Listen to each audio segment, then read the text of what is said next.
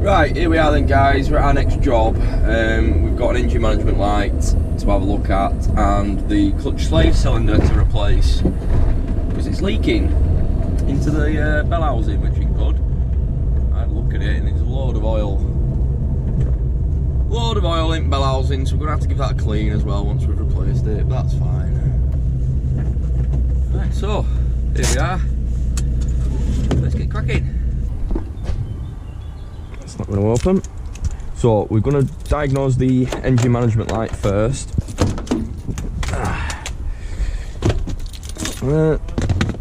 Get the interface plugged in. Just in here. Lovely. Go on the other side. Jesus, how close does he need that?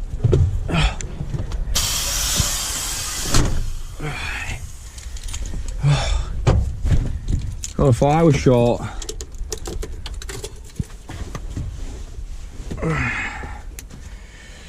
Righty, so he did actually say he was driving through Manchester, engine management light came on, an engine malfunction warning came on, but then before he'd even left Manchester again, it had gone out.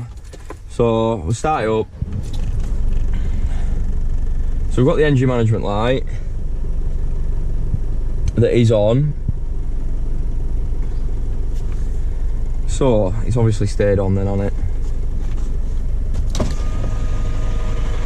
Hey, did you know Sean's going to court to have his name changed by default? Called Fuck Up Travis. Fucking Up Travis.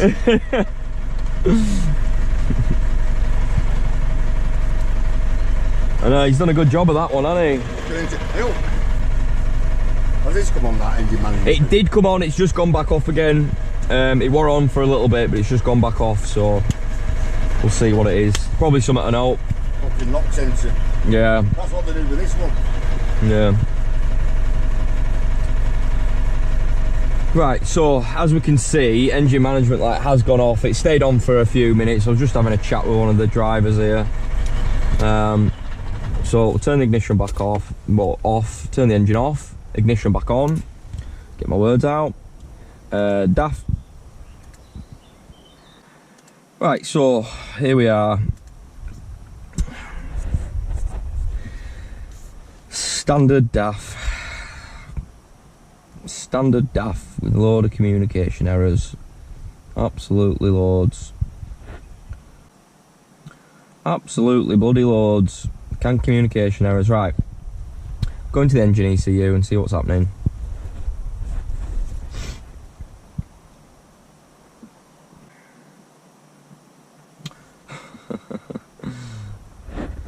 Yeah, that driver literally just said to me, I bet it's a knock sensor.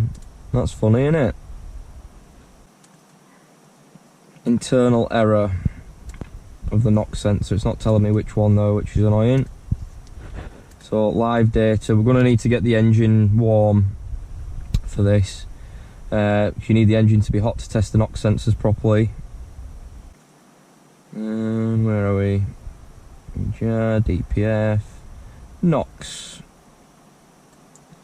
So obviously both reading 0 at the moment. So I'm just going to pick the revs up.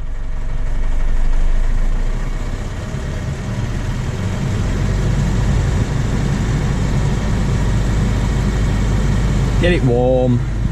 Get the engine warming up. Let's have a look at the coolant temperature. Coolant temperature 44, so we need that up to be, I don't know, maybe between 60, 70 degrees. Yeah, minimum 60 really, before we're going to be getting any readings from the knock sensors.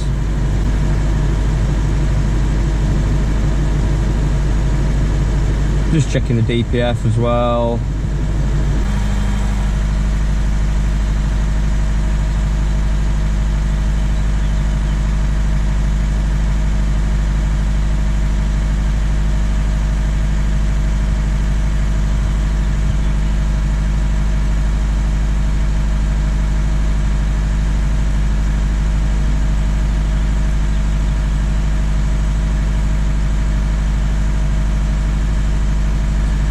So NOx sensor upstream of the catalyst minus 3.2 particles. Now obviously that can't be right, because you don't get minus 3 particles per million, do you? I mean, if it was completely clean, pristine air, it'd just read 0 particles per million, wouldn't it? Not minus 3. So NOx sensor upstream of the catalyst minus 3.2 particles per million. That is incorrect. So I'm going to wait for it to warm up, get the temperature nice and warm. Coolant temp's up at 51 degrees now.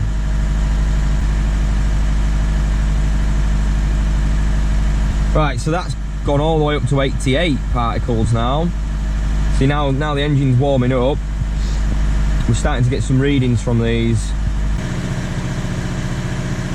While it's warming up, I'm just going to go into the other ECUs and see if there's anything else I can see. We want to be going into the gearbox ECU, that's for sure. Unknown error. Right. Not valid. Error counter 0. Right. CAN transmission, CAN bus, CAN timeout. And then all the wheel speed sensors. What's this one?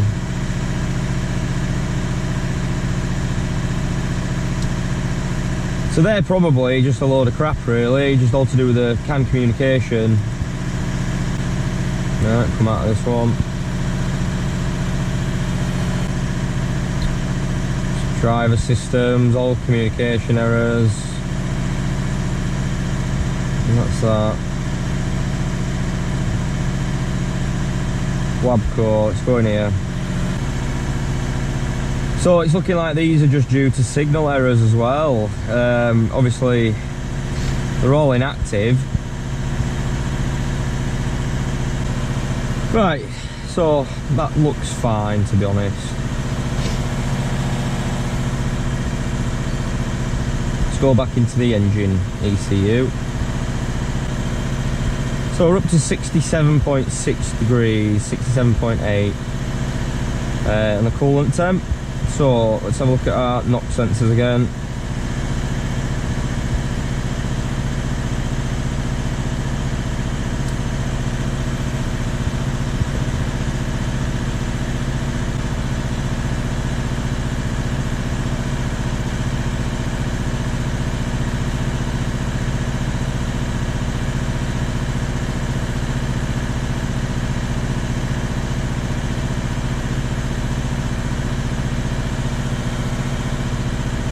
Hiya buddy, I need a NOx sensor please for a DAF LF. Okay.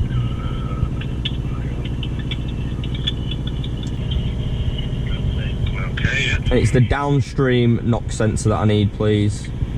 Okay. I'll look for you, just bear with me a minute. You say after cat, did you say? Yes, yes. Delivered tomorrow, or collected today, well, it's up to you. Yeah, I'll come and collect it now mate. Yeah, okay. You want it to pay now or when you get here? I'll pay when I get there buddy. Right. Okay, we'll get it ready for you then, pal. Right. Lovely, cheers, see you soon. Cheers, mate. Bye bye. So, obviously, we're still getting no signal from the downstream NOx sensor. So that is after the catalyst. That's the catalyst there. You've got one upstream of the catalyst and one downstream. So basically, it's to show that the catalyst is doing its job and lowering the particles per million. Basically, the levels of nitrous oxide in the exhaust, it's lowering the levels. So it needs to be showing that it's lowering the levels of NOx, and obviously we've got a problem here because we're not getting any signal from this sensor. So I've just phoned up, they've got one in stock for us. We're going to go get that and get it fit. What's wrong with it? NOx sensor. NOx sensor again? Yeah, so that's your NOx sensor before the that's your catalyst. Yeah. That's your NOx sensor before, 101, that's your NOx sensor afterwards, it's not showing out. And then we've got, on the faults, we've got NOx sensor, internal error, long term. So it's not reading anything. obviously it needs to read that it's lowering the levels of NOx, and obviously it's not doing that. So yeah, so obviously that's supposed to be giving us a reading there, and we're not getting anything. Right. You got to get the temperature up, the coolant temperature. We're almost at 80 degrees, which is perfect, and we're still not getting any readings from this sensor. So they've got one in stock anyway. I'm gonna go get it, but they're a few £100 though.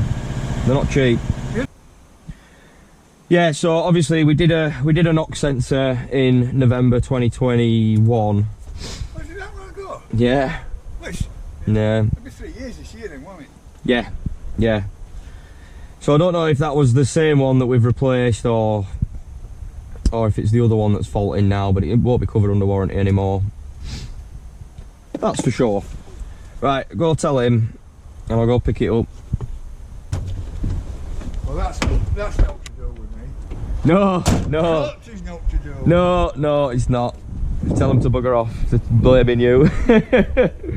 Right, so I've just been in and got it authorised from the manager here. Because obviously they're a few £100. They're not cheap, those NOx sensors. They're really not. And it's a bit annoying that obviously the last one we fit was, don't know, maybe two and a half, just over 2.5 years ago. And obviously they're a 2-year warranty on them. But I can't remember which, if I did the upstream or the downstream. Obviously I've slept a bit since then, haven't I? 2.5 years ago, I've slept a little bit since then. I can't remember if it was the upstream or the downstream one that we'd replaced anyway, so it might be the other one, you know? So yeah, we're on our way round to Imex. I'm gonna go get the NOx sensor for it, get that fit. It's good as well, the exhaust is up to a decent temperature now, because those NOx sensors, they like to stick. Yeah, those NOx sensors like to stick in the exhaust, so it's quite good to get the exhaust up to temperature first anyway. Break the threads off, well, not break them off, but you know, crack it off with the heat. It loosens everything up a bit. So yes, that's good. So we're gonna go pick this up, go get back, get the NOx sensor fit, and then clear all the faults. Then I'll probably fit the slave cylinder, the clutch slave cylinder, and then we will maybe do a regen on it. Because if it's coming up with NOx sensor faults, a lot of the time when they come up with NOx sensor faults, the rest of the exhaust system doesn't work correctly as it's supposed to, so it won't be burning off as much crap as it should. So it means that it'll have started getting a little bit of a build up in the exhaust system, obviously in the diesel particulate filter and in the EGR. We'll have started getting a little bit of build up of soot and exhaust crap basically. So we need to probably give it a regen as well. So we'll go back, get the NOx sensor fit, get the slave cylinder fit, and then we'll do a regen. That should be all it needs for today, hopefully. We are back. Right, let's get this NOx sensor done, let's get this slave cylinder done, get it on a regen, because it's already getting up to 3 o'clock, so it takes an hour to regen. Or I might just have to come back for the regen, we'll see. We'll see. We'll see. It took about 4 days for us to get done. What's he on about? You want his animal wagon? Oh, his other one, his higher one. Yeah. Oh, it took him 4 days. The other guy's 4 days. I thought you were on about me. Oh no, not you. I'm gonna say, it doesn't take me that long. Right. Here we are. So, here we go. We've got, obviously, this is your exhaust pipe coming from the engine down here. Bends round here. And then this is your DPF under there. That's your DPF filter right there, that is. So, obviously, exhaust comes down here. That's your first NOx sensor. That is before the cat. So, that is not the one that we're doing today. Obviously the wire comes round and then into this little box here. They've got their own little ECUs of the NOx sensors, but this is the one that we are doing today. Obviously you've got your diesel particulate filter here, and then you've got your catalyst, which is inside here, and then that there is your out pipe. So that's your that's the end of your exhaust, this bit here. So that there is your after the cat sensor. So what we're going to do first, we'll try to get that out of there first before we do anything else. Got my tools somewhere where I can see them all. Where did that spanner go? Don't tell me I didn't bring that 22mm spanner, silly me. Hang on. Huh? No, I just forgot to bring my spanner with me. If you hear me talking to myself, I'm talking to the camera. Yeah.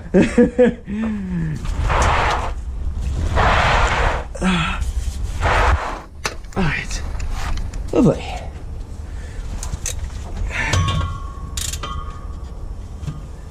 Put that somewhere better where we can see, maybe. There we go. Right. So, knock sensor, get the actual sensor out first of the exhaust. There we go. That wasn't so bad actually. So that's loose. Then we want to cut these cable ties off.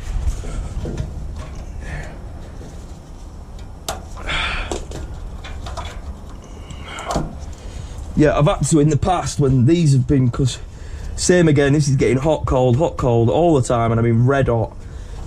So they just seize into the exhaust. What I've had to do in the past is chop the end of the sensor sort of halfway through so I can get a socket on it. Because obviously with the spanners coming in at a bit of an angle, like you can't really get it flush whichever way you come from. You can't really, I mean that's okay, but I can only get that much movement. See what I mean? So yeah, so obviously they get stuck in there, you can't get much room with a spanner and you end up rounding the nut off. So yeah, I've just found it easier sometimes to just chop the sensor in half and you get a socket on it then. Alright, so I've got some... Right, we're looking here now. So this is our ECU for the downstream knock sensor. I'm not going to be able to get this bloody plug off now, am I? I'm going to have to go get something for it. Oh, there we go. There we go. Right, so that plugs off of there. So we've got a... Oh, there's a 10mm missing from there. That's not good, so we'll get this 10mm out. Oh, that looks like an 8mm now, actually. Oh, it is. It's an 8mm. Flabba dabba. Right, let me go get an 8mm.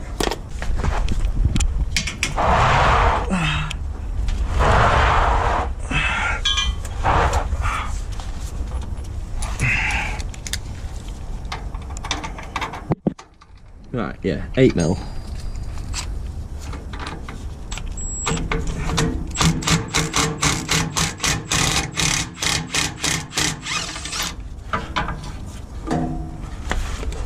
So it must have had a sensor in here before, because that's, well, it's sheared off inside there, so it's only got one bolt.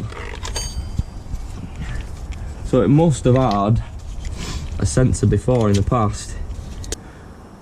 Slightly different part number on that, so I can't tell 100%.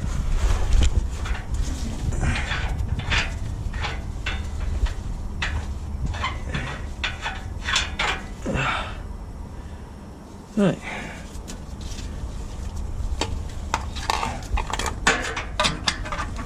Out of here. There we go. Right, one knock sensor out. Let's get the new one fit. Put that up here.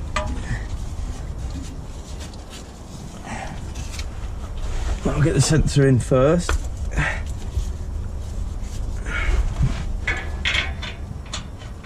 Right.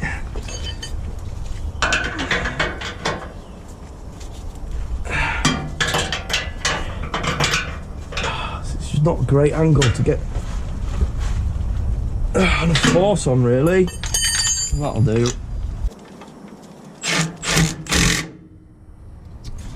Yeah, I don't like this because it's going to be vibrating a little bit.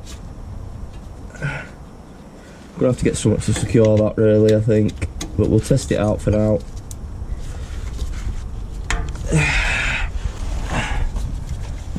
Chuck. There is a cover plate missing from this as well. There's supposed to be a cover plate on this. I don't know who's fit that last sensor. It could have even been one of my old lads, to be honest. So I had a few issues with staff, I'm not gonna lie. I really did. It's hard to find good staff in this trade. It really bloody is.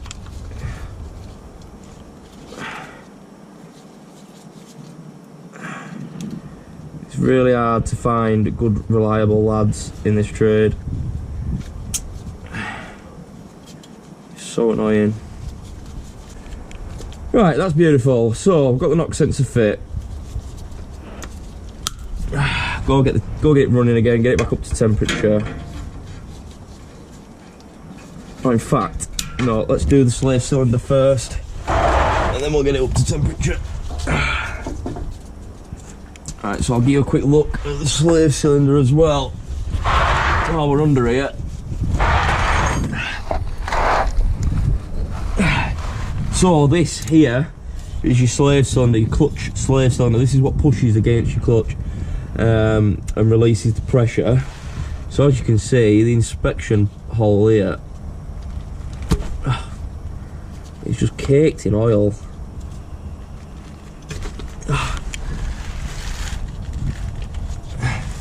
So that, look at all that oil there. See? So that is not good at all. And then up in here, I don't know if you can see in there right well, but it's leaking from the end of this shaft in here.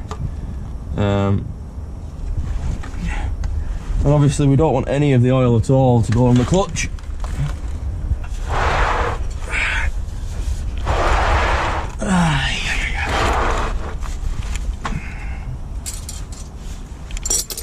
So, here we are. First things first, we need to cut that cable tie that's attached to the clutch fork. Just there. Otherwise we won't be able to get it out. It's going to be a little awkward.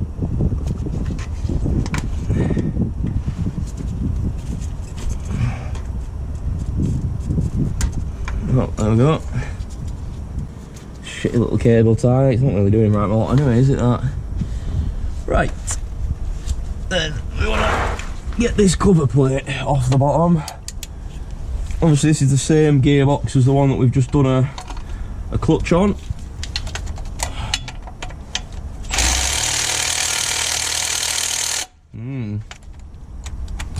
Running out of battery, is that? No good.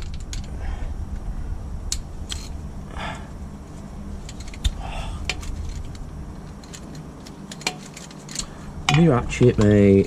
What is going on here? Oh, I think it's completely died on me now. Oh, no. It's come back to life.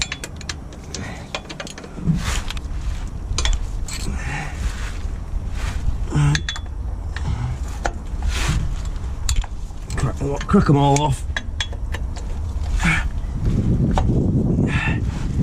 10mm as well.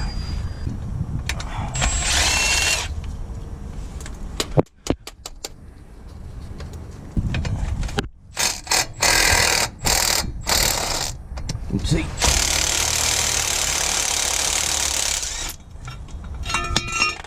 There she blows. Right. Oh, I've got a bit of a better view now. Electrical plug off, out the way. Alright, I'm looking at that now and it looks like an 11 or a 12 or something weird. Is it? Yeah, it is. It's not going to be a 10, is it? No. Buggery. Right. Back out again. Right. Go with a 12.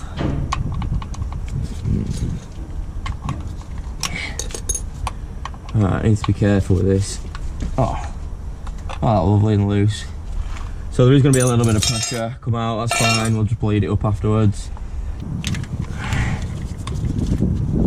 There we go. Right. Just bend that back a little bit. That's fine.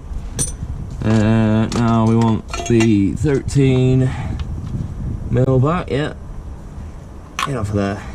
In fact, I'm going to do these top ones here first. Yeah, take these top ones off with this bracket and then I can fit that bracket to the new one.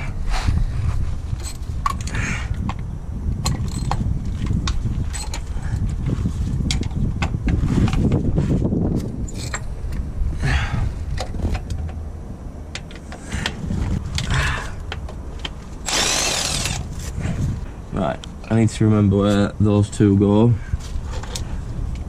Although they all look pretty much the same size.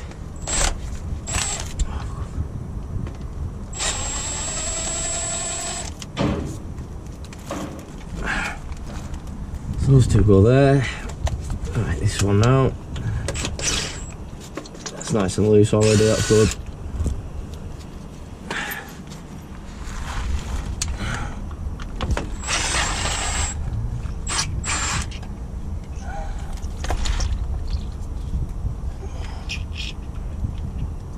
There we go. Oh, getting bloody brake fluid on me. Right, so that is one slave cylinder. Let's get it out and have a look. That looks alright. So it's obviously been leaking from behind this circlip.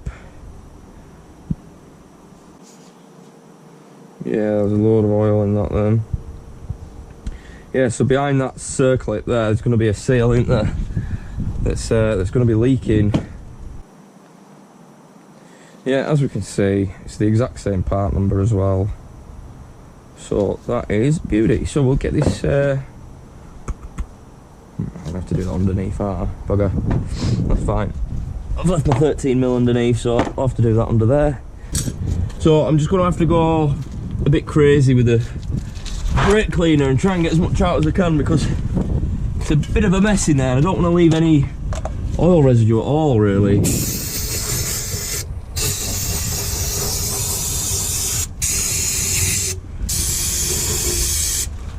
Look at all that crap coming out.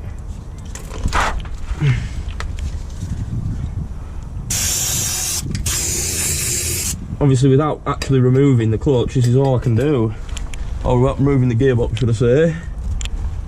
This is all we can really do, guys.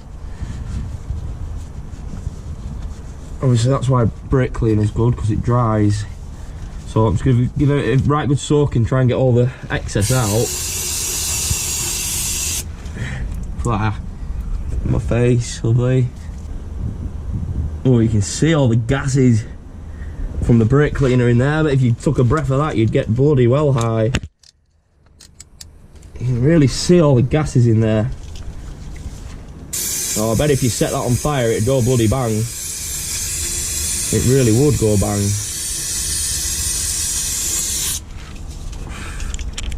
Oh no. Proper slug it in my face then. See, I don't mind going crazy with the brake cleaner because I'm going to be charging them for it, so if I were just doing a quick cleaning job, I'd be a bit more lenient with it, but I'll be charging this back as consumables, that's for sure. So, I ain't got to worry because I ain't paying for it. Right, that's the brake cleaner. Down. Right, we need to give this all a good wipe and a dry now. Get my hand in. Yeah, it looks a lot better. Obviously, we're not going to get it all out. You know, without getting the gearbox out, we're not going to get it all out. There's a few bits running down at the top, or from the top. But it's loads better than what it was. It would cake to crap in there. So we need to fit this bracket, don't we?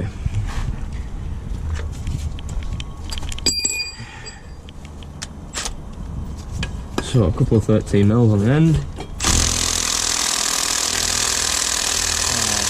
on, don't do this to me.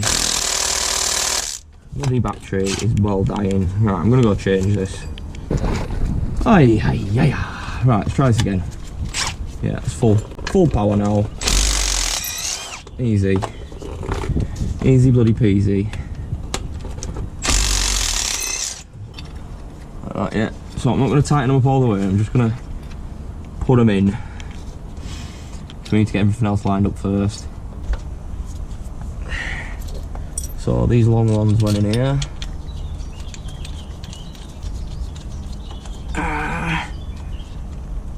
Right. That is all the way in there. Get that up there and get these ones in. Right, now I can tighten them up. I'll tighten all these up now actually.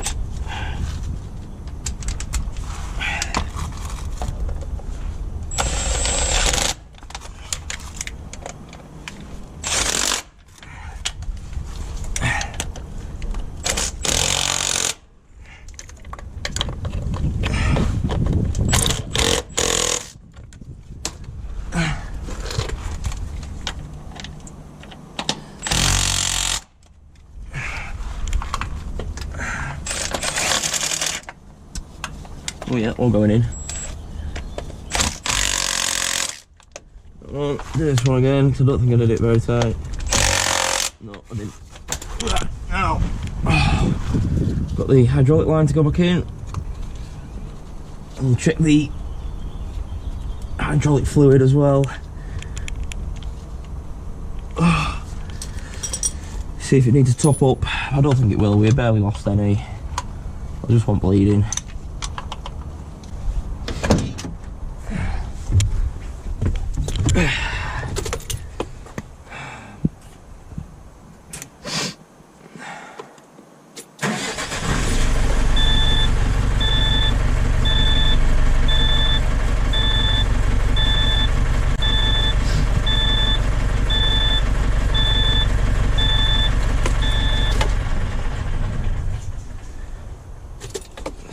So, I believe we're going to have to go in and tell it that it's had a new slave cylinder.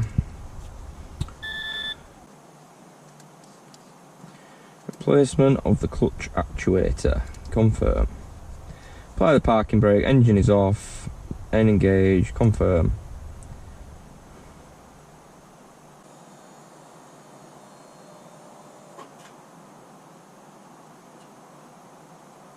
So it's purging the actuator now.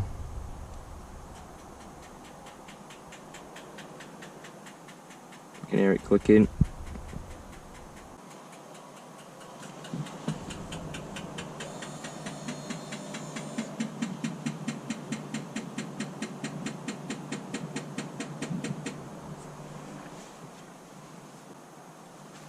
Stationary, apply the park brake, stationary vehicle, engine idling. N engage, confirm.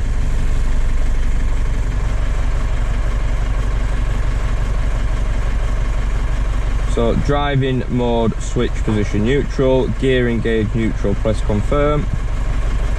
The system is setting a new clutch point of contact. Operation done. So that is the actuator replaced and recalibrated. Find the clutch bite point, clutch slip.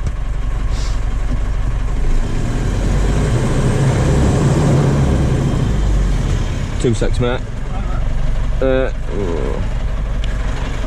So we'll just check that it is definitely operating. I know I've got some tools there, so we won't go far. Right, that's beauty. That's all we need to do with that. Right, now we need to get it up to temperature again. We need to check these knock sensors. So I'll come out of the gearbox. Then we want to be into the engine. Right, live data.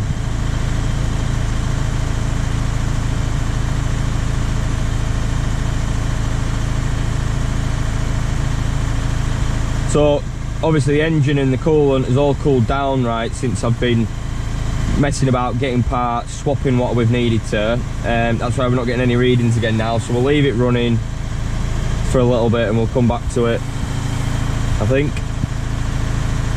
Yeah, leave it running and we'll come back to it. Right guys, so as we can hear, I've got the exhaust regeneration running. DPF differential pressure is gone up to 16 millibar. It was down at 8 before. Obviously it's forcing some crap through it, so pressure's gone up slightly. Exhaust temperature before, well, downstream of the DPF is at 503 degrees, so it's burning all the crap off at the moment. Alright, so I'm just gonna have to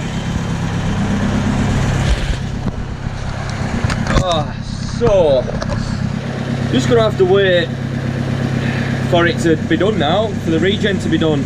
Then we'll do some more tests. Yeah, and then get home. The lads here are already leaving, so they've just left me some keys so I can lock up when I'm finished. But yeah, just got a little bit of waiting now, guys. Just wait for this regen to be done, so I'm just gonna go sit down, have a play on my phone, why the hell not? And I'll get you back out when it's done. Right guys, so we can hear it now, it's settled down, which means the regen is complete, regeneration complete, so confirm out of that. Right, now we want to go back to live data. We want to be checking the NOx sensors, see what's going on. Right, beautiful, so they're both reading proper readings now. Obviously the downstream one is reading a little bit more because it's been pushing all the crap out the exhaust. What was that then? That was engine shut down, wasn't it? Yeah, let me go round. After a little while the engine shuts down, but you're supposed to let them, after you've done a regen, you need to let them cool down. Obviously you don't want to just shut it off straight after a regen, because obviously everything's been getting red hot, and if you just shut everything down and let it cool down too fast, it can cause stuff to crack, cause stuff to seize, it can cause more issues. Anyway, that's for sure. So if we go down to the Noxinox, where are you? Here we go. So all of them are stable readings now. Stable reading. And where's the other stable reading? I think it's a bit lower. Yeah, NOx stable reading, yes. So we've got 2 stable readings. We're reading a little bit lower on the upstream than we are on the downstream due to all the crap getting forced out of the DPF. But if we leave this maybe 10 minutes, like still running like it is now, that'll probably stay the same. So the upstream one will probably stay similar, but this downstream one will come way down. So when it cools down, look, it's already dropping, you see? Look at that. Just as I was saying it. Literally just as I was saying it. So that was all the way up at 100 10 seconds ago. Now we're getting all the way, creeping all the way back down to 1 particle per million, which is really good. So obviously I'll rev that up really high, force a load more crap out, and it picks up.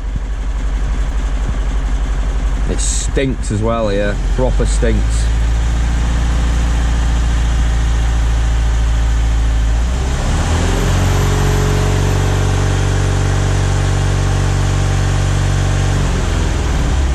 See, when I let go, that'll shoot right up and come back down. That's spot on now, guys. We are spot on with this now. So end communication with that. This is done. This is job's good on this one. Oh, is that the time? 5 to Jesus, it's 5 to 5. Bloody hell. Right, let's get this shut down. Oh no, in fact, what am I doing? We need to be clearing all these faults. Silly me, silly spanner monkey. We need to be clearing all these bloody faults before we can go anywhere. Just make sure everything's cleared, and then we'll get the heck out of here. Scanning. Scanning. Right. Oh, gearbox and the engine ECU are both clear now. Everything else is just crap. It's just shit. Shitty daft wiring, that's what the rest of the crap is. CAN communications, God, they just have a hissy fit. These dafts just have hissy fits constantly. As I've said a million times now, these dafts, you'll struggle to find one this sort of age that doesn't have a handful of CAN communication errors. It's just how it goes. Dafts have got shite wiring. They really, really do. Right guys, so that's us done for the day. It's 5:05, like. I need to get out with the doggos tonight, so yeah, it didn't go too bad though, did it? Obviously replaced the knock sensor because we weren't getting any readings from the downstream knock sensor, so fit the new knock sensor. Then we fit the clutch slave cylinder and calibrated it, and nobody's going to let me out here, are they? I don't think. I don't know why people don't just let you out straight away. I mean, you're not going to get there any quicker really, are you? It's only one car. Anyway, so yeah, we did the knock sensor, we did the slave cylinder and recalibrated it. Then we've carried out an exhaust regen. Well, when the knock sensors aren't working, the exhaust system isn't working properly. Jesus, how fast are you going around that bloody roundabout, mate? Yeah, so best practice really is to replace both the sensors and do an exhaust regen. But there's only one that was faulty, so just replace the one, do an exhaust regen, and it was working perfectly afterwards. It's just taking a little bit of time. Obviously we've been there 3 hours, so that's fine, you know, these things take time. And we are done for the day. Not a bad day today, guys. I was a bit late actually this morning, I forgot to mention, because I didn't get the camera out straight away because I was a bit stressed out this morning. But the company that owes us 14.5 grand, he is really playing silly buggers with me. He really is, he's the owner. He's an absolute arsehole, and I've got loads of footage to prove how much of an arsehole he is as well. And I think I'm going to use it all now because he's playing silly buggers with me and he's not paying me. Basically, I spoke to him yesterday. Spoke to him last week. I asked him when we were getting paid. He said this week. I asked him what we were getting paid, and he said it'd be for February and March invoices. Obviously, we're in June now, so really he needs to be paying April as well. So I should have been paid February, March and April really, because they're all overdue. And he only paid February. Now February was the smallest amount out of all 3 of them as well. And then when I phoned him up about it, he was being an arsehole. He really was being an arsehole, telling me to F off, don't ring him again, whatever. And now he's blocked my number. He's blocked my number from his mobile, so I can't phone his mobile number anymore without withholding my number, which he's stupid. He must have obviously forgot that. And he's blocked my number from phoning the office number as well. But as I say, all I did was just withheld my number and I got through to him straight away, so he's really not the brightest guy at all. He really isn't the brightest guy.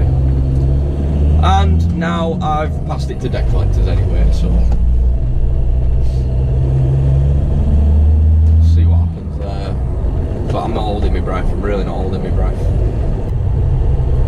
I just don't see why he's got to be like that. I really don't understand.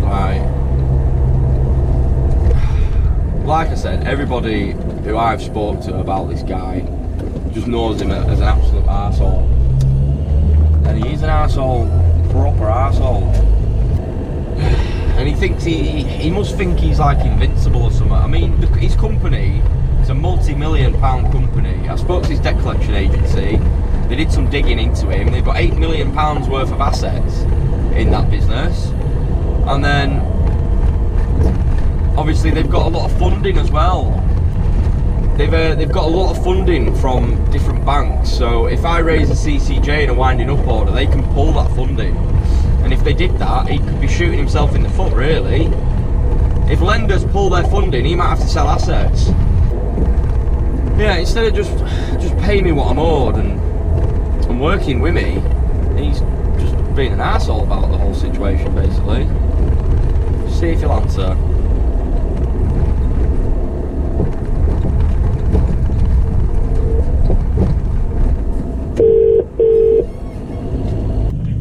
Hello, I'm not available right now. Could you please leave me a message and your telephone number, and I'll get back to you straight away. Thank you very much.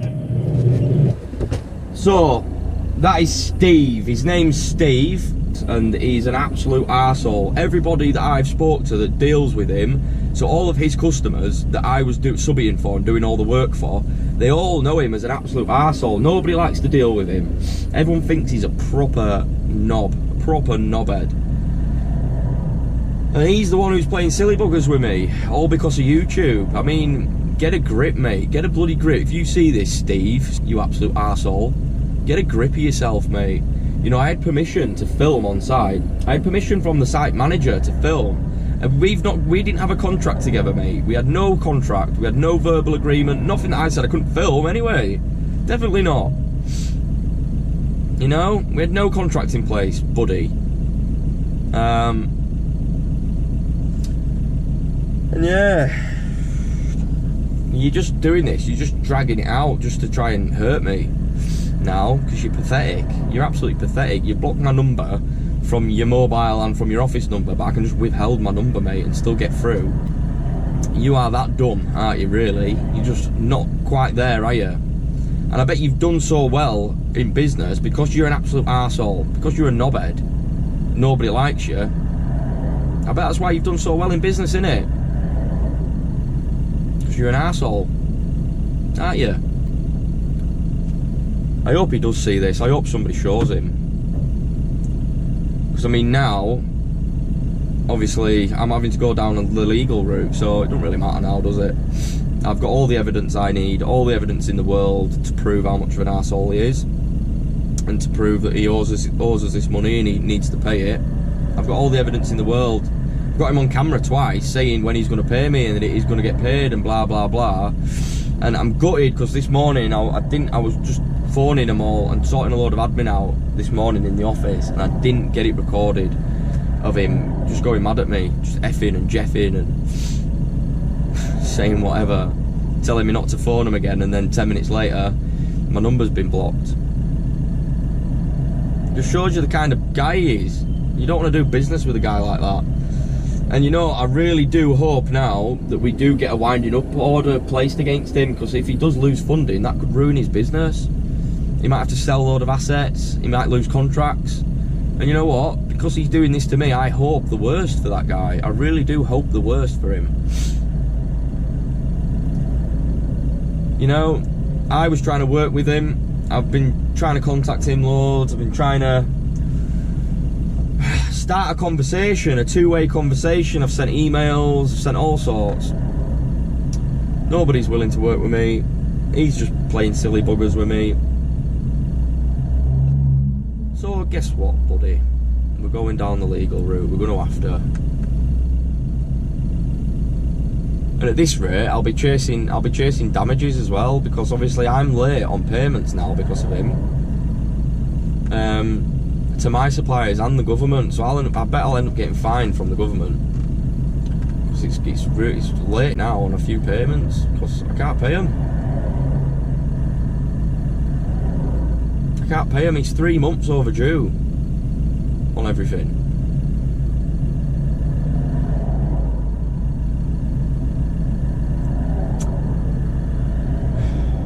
It makes me so angry.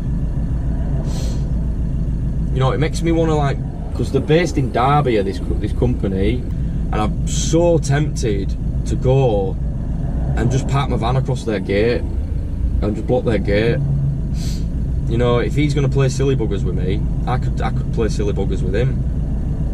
You know, I'm not afraid of anybody. I'm not afraid of anybody. So they can come out and kick off all they want. At the end of the day, as long as I'm not on their site, if I can block their road outside, just wait till police come. And then I'll do it again the day after, and the day after, and the day after. I mean, I won't do that.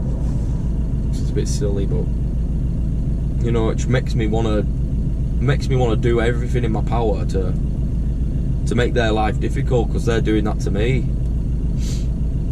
You know, 2 wrongs doesn't make a right, and it would end up being a bit petty back and forth, but you know, he's obviously got this far in the world and in business because he thinks he can do this kind of thing. He thinks he can play silly buggers with people, and he thinks that, you know, he's more important than everyone else and he don't have to pay, and you know, it's so frustrating. But I need to just keep my cool. I need to keep my cool, and I need to go down the correct route first. So go down the legal route, and if that gets nowhere, then I'll have to start playing silly buggers with him, I think. Yeah, I will. Anyway guys, we're done for the day. I'm knocking off, gonna get out with the dog and clear my head a little bit. It's gonna be the best way, I think. Calm down. And we'll see you on another one. Thanks everyone.